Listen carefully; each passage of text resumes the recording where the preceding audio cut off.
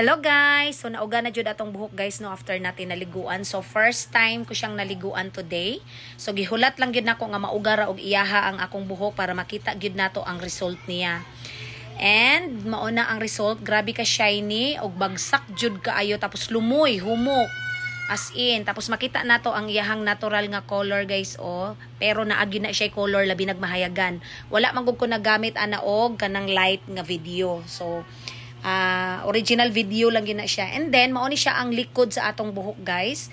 Ayan, medyo hayag-hayag na siya kay mas na hayagan sa portahan. So makita gid nato nga naa jud siya color. As in, nice jud kaayo pagkatrabaho Madam Corina. Grabe gyud. Worth it gyud guys kung magpa-trabaho mo sa inyong buhok diri sa Corina Beauty Salon. Dili gyud kamahayan. Affordable ra jud kaayo ni and then worth it gyud. Basta, sulayi lang gyud ninyo guys. Pwede kayong mag-PM kay Madam Corina Beauty Salon guys. Kay Madam Doktora Corina Balot.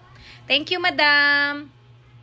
Ayan oh, grabe. Satisfied jud kay ko. As in, kaysa una magyud grabe ka dry na jud akong buhok tapos kuan siya kana nagtuskig na ang agi ba so karon grabe na jud siya ka lumoy and then bagsak kaayo. So thank you for watching guys. Thank you Corina Beauty Salon. Tanawa guys. Ing anak kawaw ang atong buhok. Tanawa. Worth it oy, dili jud mo magmahay guys. Tinarong jud nga trabaho ilaha. Pwede pud mo request guys nga si Madam Doktora Corina pud ang mo apply or mo trabaho sa inyong buhok. Pwede ra kaayo. Kaya ra kay niya kay daghan siya assistant.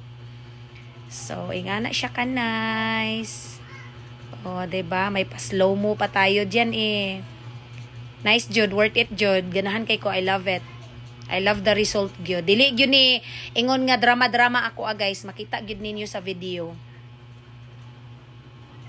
Thanks.